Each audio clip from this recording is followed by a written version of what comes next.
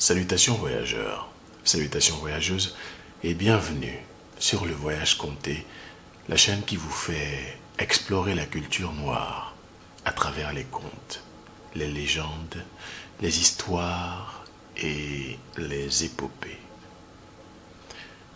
Aujourd'hui, suite du Glehui Tales, les histoires de la nuit, et ce sera tout juste après ceci.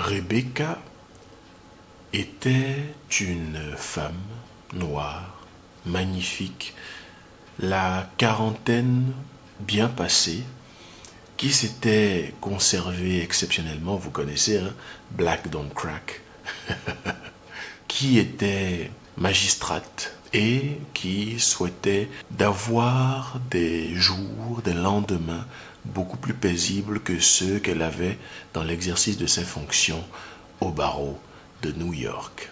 Rebecca, c'est une femme qui, dans sa jeunesse, a été activiste. Elle s'est enrôlée très tôt dans les Black Panthers, par exemple. Elle a toujours porté haut le combat qu'elle menait un peu plus en sourdine dans son travail de magistrate.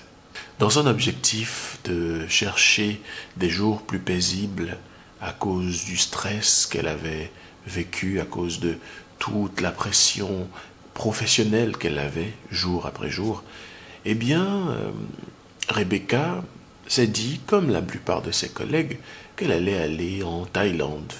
Elle visite la Thaïlande et voilà, c'était pas aussi terrible qu'elle l'espérait.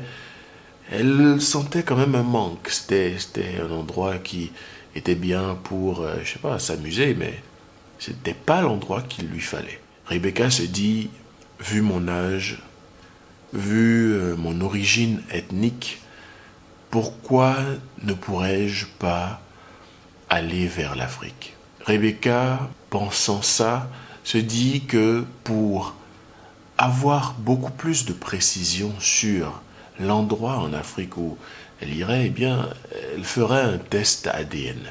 Il faut dire que pendant ce temps, Rebecca travaille toujours. Elle ne sait pas encore exactement où elle est. Du coup, elle fait les tests. Elle envoie un échantillon d'ADN qui va lui revenir avec des résultats quelques temps plus tard.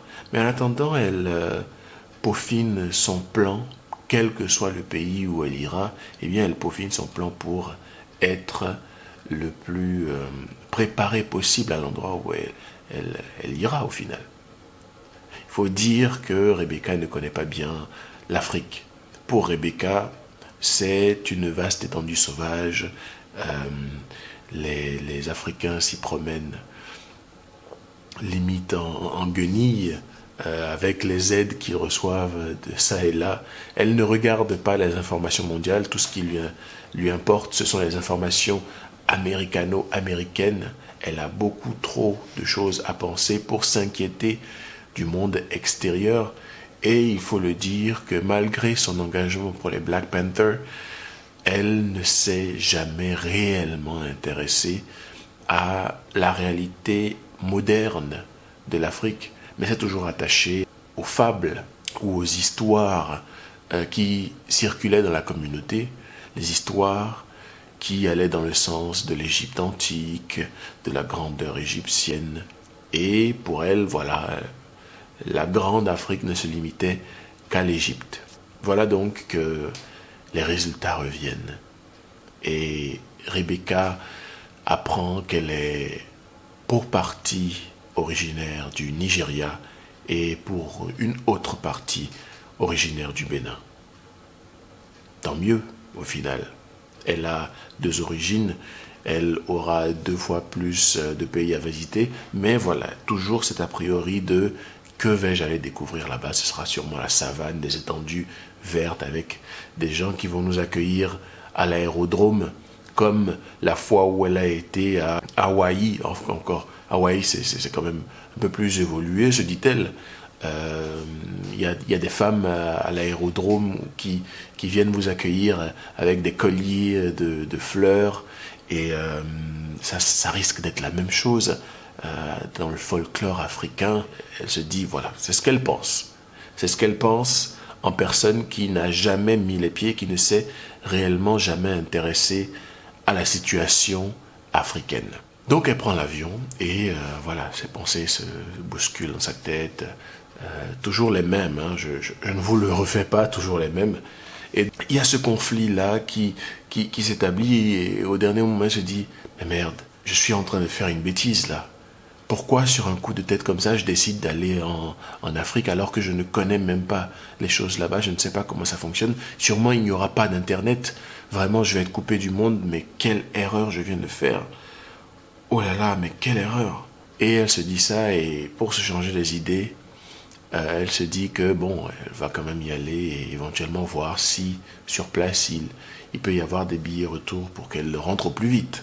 Donc elle fait le voyage, et pour se changer les idées, elle met un film, et voilà, le temps passe, et après elle s'endort, et ils arrivent finalement au Nigeria. À sa grande surprise, une fois arrivée au Nigeria, rien n'est comme elle l'avait prévu. Il y a Internet, tout d'abord. Il y a Internet, il y a le Wi-Fi ou la Wi-Fi. Je sais pas. D'ailleurs, dites-moi dans les commentaires, on dit le ou la Wi-Fi.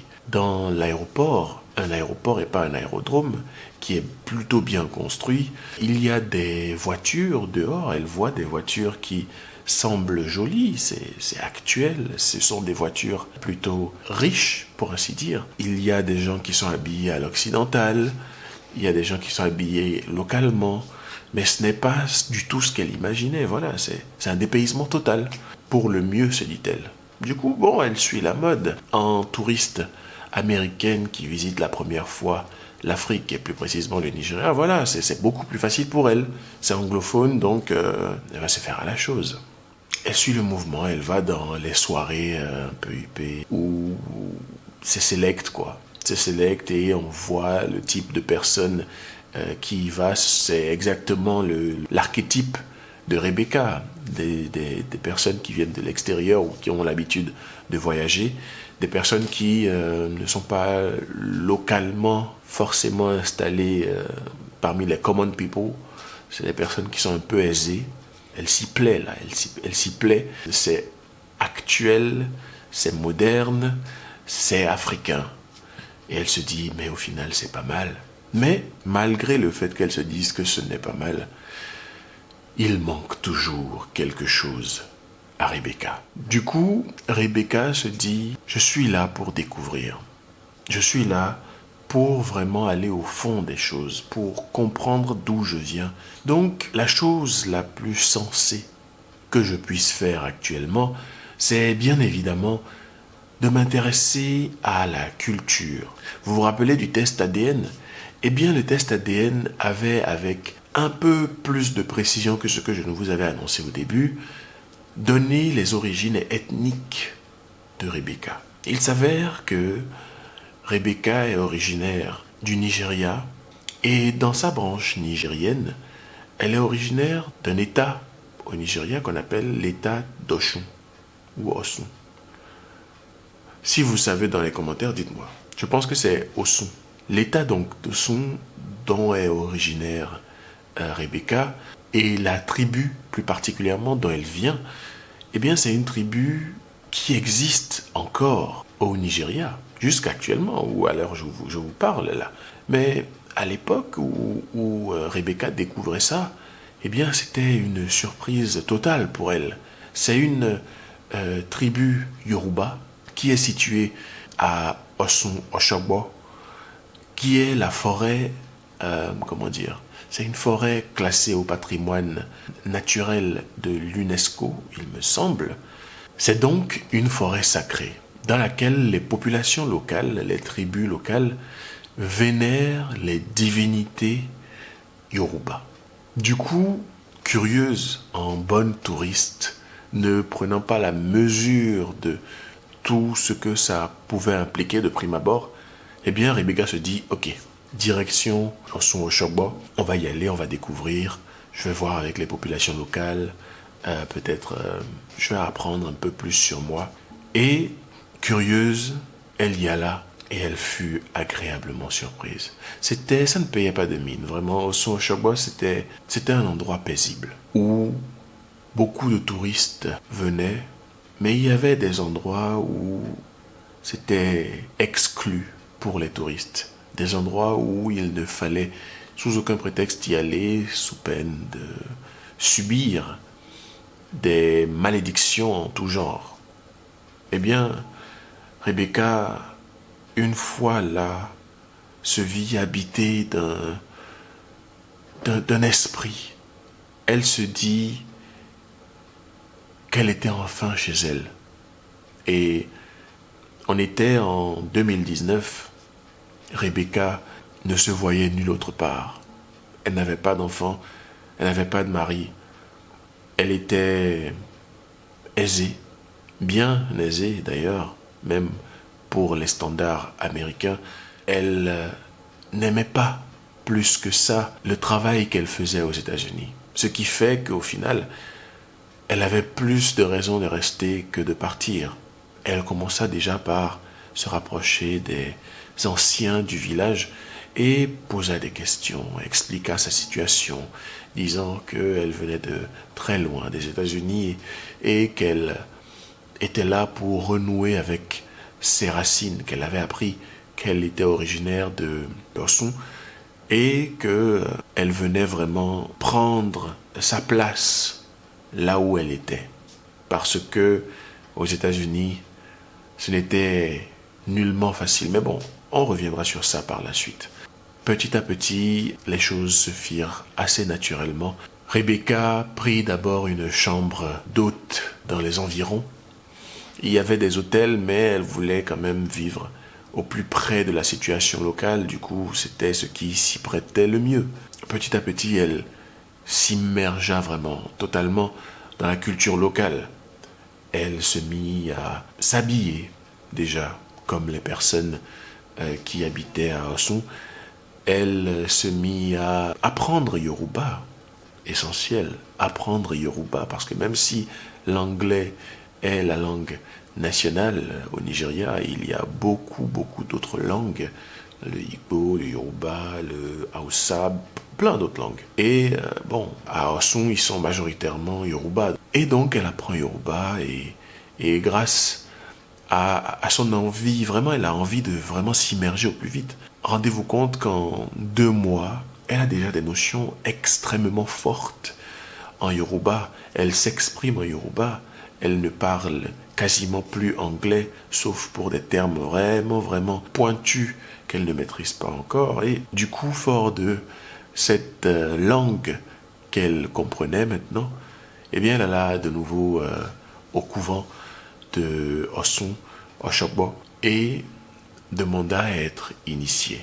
Le vieux maître qui était responsable de l'accueil des nouveaux élèves, pour ainsi dire, l'a reconnue.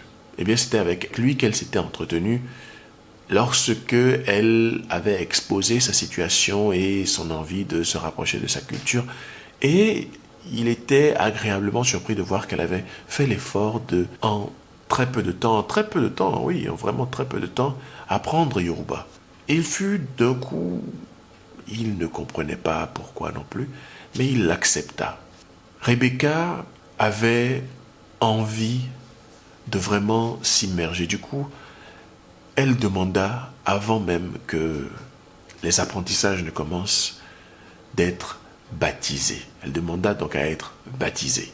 Mais un baptême qui la renommerait entièrement et qui lui donnerait des noms et des prénoms locaux pour qu'elle prenne vraiment et psychologiquement sa place, comme je vous l'ai dit plus tôt, où elle sentait qu'elle était. Normalement, cette cérémonie s'appelle le Ikomojade. C'est les Yoruba qui vont écouter ça. Pardonnez mon accent, vraiment. Je veux apprendre Yoruba d'ailleurs. Venez m'apprendre s'il vous plaît. Ou si vous avez des astuces, n'hésitez pas à m'en faire part dans les commentaires. Donc, la cérémonie du Ikomojade, c'est la cérémonie de présentation du nouveau-né et c'est au cours de cette cérémonie-là que les prénoms sont dévolués à l'enfant. Sauf que elle voulait faire les choses en grand. Elle voulait littéralement renaître en tant que fille de Oshun, fille Yoruba. Et Rebecca arrêta d'être Rebecca et c'était le vieil homme, le vieux maître, qui fut chargé de trouver les noms et les prénoms qu'il fallait donner à Rebecca au final. Mais étant donné que elle était déjà adulte, il discuta quand même avec elle pour avoir un certain état de sa psyché, voir un peu comment elle pensait et tout ça. Et il décida donc de lui attribuer 3 nouveaux noms. Le premier, c'est Ashabi. Ashabi, en Yoruba, ça veut dire celle qui a été choisie pour être mise au monde. On est vraiment dans le thème de la renaissance, là, vous voyez, c'est très pointu. Ensuite, le deuxième prénom. Ce prénom, c'est Folami. Folami veut dire honorer et respectez-moi. Oui, c'est une injonction. C'est une injonction. Et le troisième prénom de Rebecca, ou plutôt devrais-je dire de Ashabi, était Adetokumbo, qui veut dire la couronne nous est venue d'au-delà de la mer.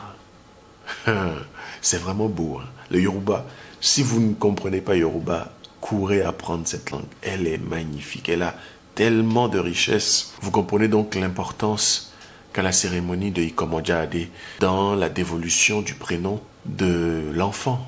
Mais là, dans l'importance Yoruba qui est l'intention dans la dévolution du prénom, eh bien l'intention de Ashabi se lisait vraiment dans ses prénoms.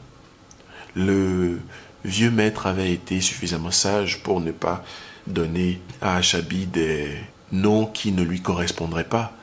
Mais vraiment, il essaya, dans la mesure de son possible, de lui donner des prénoms qui correspondaient à sa nature profonde.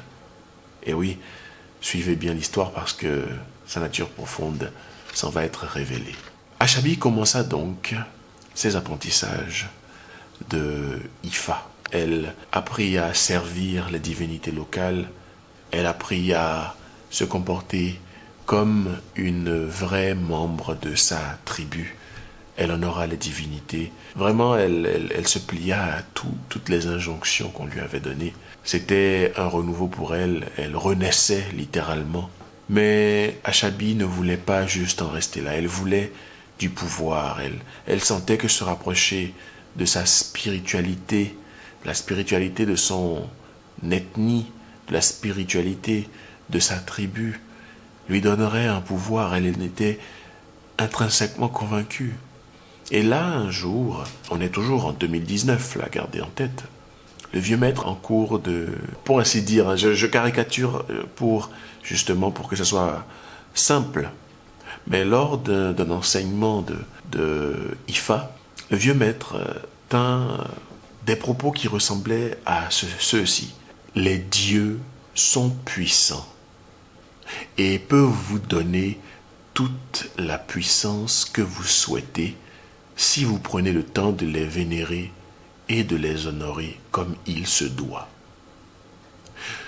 Prenez garde cependant à ne pas tomber dans le piège de vous servir des esprits et de leur très puissante source immédiate d'énergie. Vous pourrez être consumé d'une part et d'autre part il vous faudra constamment être entouré par la mort. Le maître termina son propos et son cours par les mots qu'il venait de citer. Il congédia ses apprentis. Ashabi avait eu une révélation. Le maître venait d'ouvrir la boîte de Pandore. Mais il ne le savait absolument pas. Achabi se remémora alors tout ce par quoi elle était passée lorsqu'elle était aux États-Unis. Tous les harcèlements moraux et parfois même sexuels qu'elle subissait de ses collègues ou de ses patrons blancs américains. Et elle se dit qu'elle venait de trouver la solution ultime, le pouvoir qu'elle cherchait tant depuis tant de temps était à sa portée. Après ce jour où Achabi reçut cet enseignement, pour ainsi dire, de son maître, eh bien, elle se lança dans des expérimentations sombres, vraiment sombres. Parfois même, pour ne pas être détectée, elle fuyait de la province d'Oshun pour être sûre que son maître ne saurait pas ce qu'elle était en train de faire. Oui, Achabi avait un pouvoir et elle en voulait toujours, toujours plus. Sa première fois fut à Ibadan, la capitale de l'État d'Oyo. Ce fut un jeune homme qui la voulait, elle, pour son corps, et qu'elle voulait pour toute autre chose. Elle se servit sur un plateau d'argent à cet homme qui ne vit pas le poteau rose puisqu'elle avait une certaine prestance, je vous l'avais dit, elle avait une élégance naturelle et même dans ses tenues, fussent-elles locales ou occidentales, elle avait quand même un cachet fort, donc elle était insoupçonnable. Eh bien, ce fut la dernière fois que ce jeune homme vit le jour puisqu'elle s'empressa de le sacrifier pour boire sa vie de tout son soul. Après ce jour, Achabi n'eut plus aucune limite. Que ce fussent des hommes bien portants qui la voulaient pour son corps, des personnes infirmes, des personnes malades mentalement qui errent dans la rue, des albinos localement réputés pour la chance qu'ils apporteraient ou qu'une partie de leur corps apporterait, que ce soit des femmes ou même parfois des enfants. Achabi n'eut plus aucune limite. Elle sacrifiait et, comme son maître l'avait prédit, pour réunir tous les esprits qui l'entouraient. Elle était maintenant entourée par la mort. Mais, me direz-vous, spirituellement, ces choses se sentent. Eh bien, avec le pouvoir qu'elle accumulait, Achabi avait acquis la compétence, pour ainsi dire, pour l'appeler comme ça, de se camoufler. Vraiment, elle était tel un mirage, spirituellement en tout cas, elle ne laissait rien transparaître. Elle gardait toujours son sang-froid et était calculatrice au possible pour ne jamais être détectée, même lorsqu'elle retournait à Osun-Osogbo pour parfaire sa formation. Mais très vite, elle dut partir de Osun parce que la quantité de morts qui l'entourait n'était plus camouflable pendant longtemps aux yeux de son maître et elle fit rapidement ses adieux pour aller s'installer autre part. L'année 2020, pour Achabi, fut une année extrêmement faste. Elle était à fond dans son entreprise sacrificielle. Elle piochait ça et là qui elle voulait pour poursuivre ses expériences, pour accumuler l'énergie qu'elle voulait tant. Son plan devait être inébranlable et rien ni personne n'allait l'empêcher de le réaliser. Au final, elle s'adonna librement à sa folie meurtrière, mais le Covid eut au fait de la raisonner, pour ainsi dire, parce qu'elle dut rentrer en urgence aux États-Unis. 4 mois, 4 longs mois passèrent, mais 4 mois au cours desquels Achabi se dit qu'elle ne pouvait pas ne pas les mettre à profit. Et donc, elle peaufina un plan machiavélique au possible, mais vraiment, lorsque je vous l'expliquerai, vous comprendrez. Elle peaufina un plan sombre, tellement sombre, qu'elle mit à exécution juste avant de revenir continuer ses entreprises macabres. au Nigeria. Le plan consistait à créer une agence de voyage qui officierait un peu partout dans le monde et qui aurait pour but uniquement de transporter des Occidentaux, où qu'ils soient dans le monde, vers des destinations africaines, quelles qu'elles soient. Cette compagnie, elle l'appela Back Home. Back Home, pour Achabi, avait deux objectifs. Mais ces objectifs, permettez-moi de ne pas vous en parler tout de suite, parce que vous les connaîtrez au prochain épisode. Voyageurs, voyageuses, je vais être honnête avec vous. L'épisode devait être beaucoup plus long que ceci. Mais je me suis dit, allez, on va couper, parce que la semaine prochaine, je vais continuer à vous parler de Achabi, pour ne pas, voilà, que vous que vous disiez que il n'y a aucune suite logique à l'histoire que je vous raconte depuis 3 semaines maintenant. 3 semaines? Non, 4 semaines. Depuis un mois. Oui, depuis un mois. Gardez en tête que tous les Glehwe Tales sont liés entre eux. Vraiment, tous sont liés entre eux. Il y a un fil conducteur. Je vous ai dit, je vous fais un film en live. Vraiment, attention, je vous fais un film en live. Donc, réécoutez, si vous ne l'avez pas déjà fait, les 2 premiers épisodes de la saison 2 des Glehwe Tales et profitez du voyage, parce que le voyage ne vient que de commencer. Ça va être mouvementé comme jamais, mais alors là, vous allez voir par vous-même. N'oubliez pas, la semaine prochaine, on continue avec l'histoire de Achabi. L'histoire, pour ainsi dire. On continue avec la présentation de Achabi, parce que ça va nous mener à des endroits sombres que vous ne soupçonnez pas encore. Voyageurs, voyageuses, un plaisir, mais vraiment un plaisir de créer cette histoire pour vous. J'espère que vous vous porterez bien. Si vous écoutez ça la nuit, bonne nuit ou bonne chance pour dormir.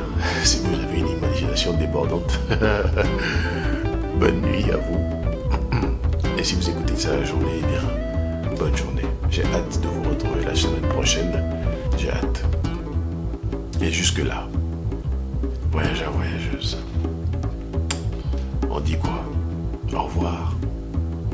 Au revoir.